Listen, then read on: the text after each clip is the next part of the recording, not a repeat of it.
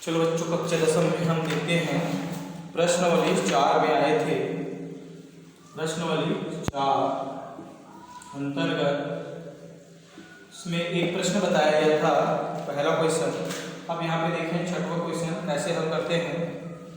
4 ऋण 11x बराबर 3x का वर्ग। अब यहाँ जो प्रश्न है 4 ऋण 11x बराबर 3x का वर्ग, तो इसको हम द्विघात समीकरण के मानक रूप से स्वरूप में इसको फिर परिवर्तन करते हैं। तो ये क्या हो जाएगा 3x का वर्ग, ये जो है इधर पक्षांतर होगा तो ऋण क्या हो जाएगा, ऋण है तो ये धन 11x, ऋण क्या होगा 4 बराबर 0, बराबर क्या होगा 0। इस समीकरण को द्विघात समीकरण ax का वर्ग धन bx धन c बराबर 0 से तुलना करने पर क्या करते हैं, यहाँ पे तुलना करते हैं।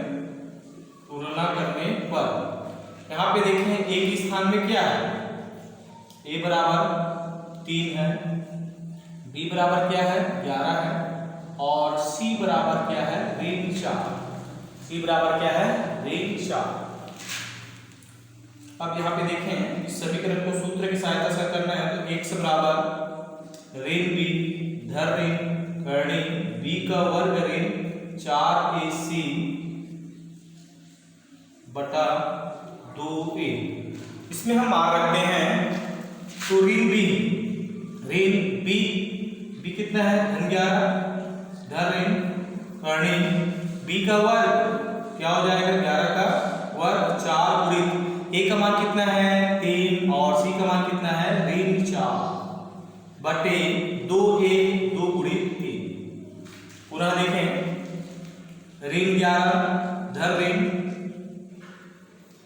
11 का वर्ग है 11 क्या होगा 121, ये ऋण है और ये भी ऋण धन होगा 4 4 16 16 क्या होगा 48 बटे 6 ऋण 11 धन ऋण 121 में 48 जोड़ेंगे तो कितना हो जाएगा, ये होगा 8 1 9 4 और 2 6 169।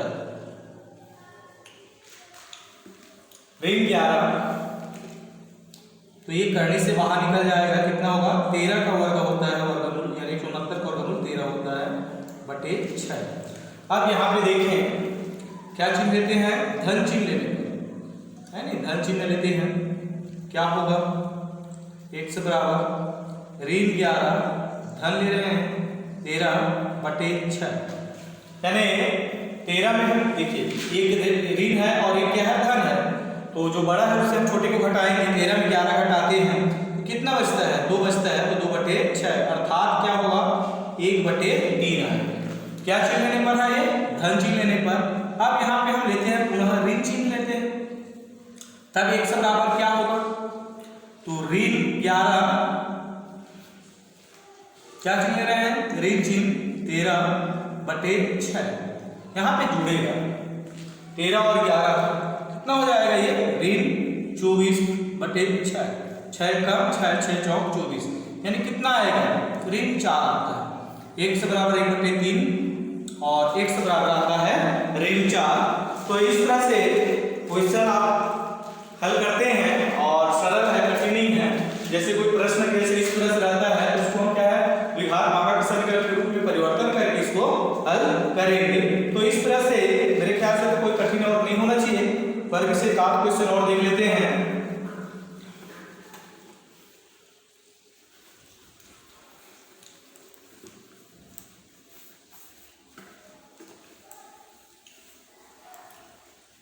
अब इसमें क्वेश्चन अंतर्गत एक करने वाला देखते हैं। 8वां क्वेश्चन क्या है, करणी 3x का वर्ग ऋण 10x ऋण 8 करणी 3 बराबर 0 है ना। करणी 3x का वर्ग ऋण 10x ऋण 8 करणी 3 बराबर 0। हल इस समीकरण करणी 3x का वर्ग ऋण 10x ऋण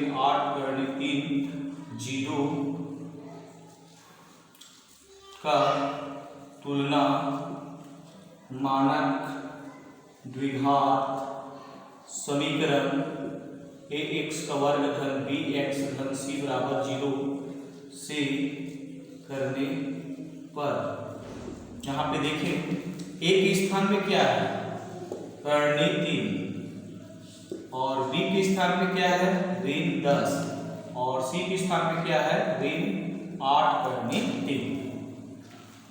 अब इसमें देखें सूत्र, क्योंकि इसको सूत्र विधि से हल करना है, तो x बराबर ऋण b धन ऋण करनी b का वर्ग ऋण 4ac बटा 2a, ऋण b ऋण ऑलरेडी यहाँ पे ऋण 10 है, b के मान क्या है 10 है, ऋण 10 है, b का वर्ग यानी ऋण 10 का वर्ग ऋण 4, a का मान कितना है करनी 3 और b का मान कितना है ऋण 8 करनी 3।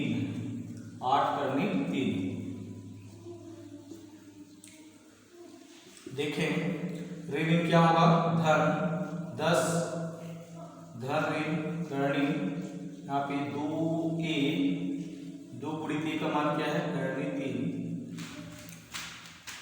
b का वर्ग ऋण 10 का वर्ग है, ऋण का वर्ग क्या होता है धन होता है 10, ये ऋण है तो धन होगा। देखें 4 करने 3 और 8 करने 3 को पूरा करते हैं, 8 चौक 32, 8 और 4 पूरा क्या होगा 32 और 32 करने 3 पूरा करने हट जाएगा, 3 2 6 3 9 कितना हो जाएगा 96, कितना होगा 96, 2a 2 करनी 3। तो इस तरह से यहाँ पे फिर पुनः देखें 10 धन ऋण ये कितना हो जाएगा 196, तो 196 14 56 हासिल 5 14 एकम 14 5 19, इसका वर्गमूल कितना है 14 होता है।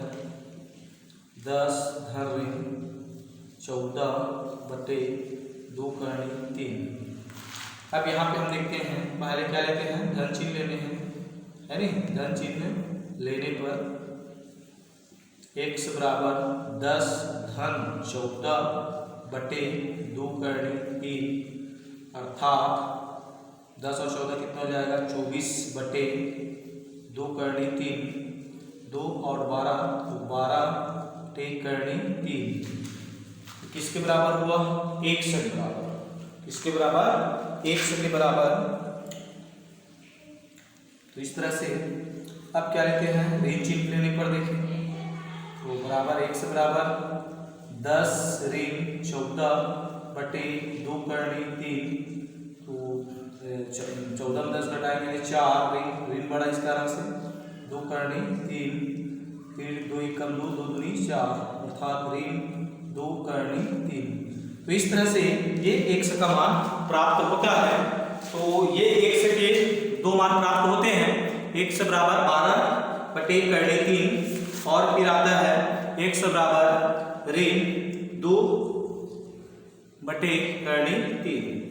तो इस तरह से यह सरल होता है और इसमें जैसे और आप सरल करना चाहें तो करनी प्रक्रिया में इसको और हल कर सकते हैं।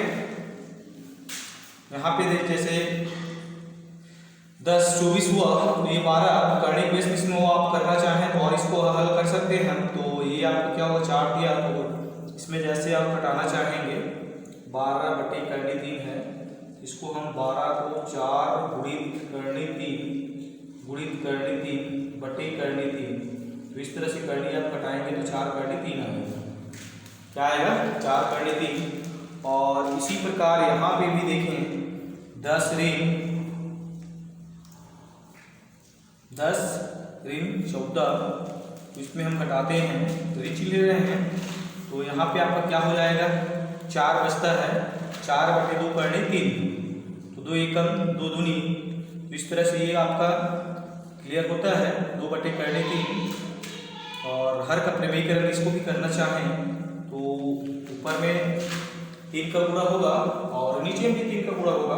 तो देखें ऋण 2 गुणित 3 का गुणा ऊपर में कर रहे हैं या हर का प्रेमिकट कर रहे हैं, करनी 3 का गुणा करते हैं। तो और ये आपका करनी 3 यहाँ पर भी गुणा करते हैं। तो ये आपका क्या हो जाएगा, ऋण 2 करनी 3 और बटे क्या हो जाएगा 3, अर्थात ऋण 2/3 करनी 3। तो ये इसका आंसर होता है और ऐसा भी लिखते हैं जो किसी क्या है सही है।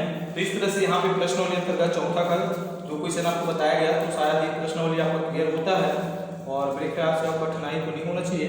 और इसके पश्चात हम देखेंगे अगला, तो इसको फिर हम कल वीडियो में फिर आपको बताएंगे। धन्यवाद।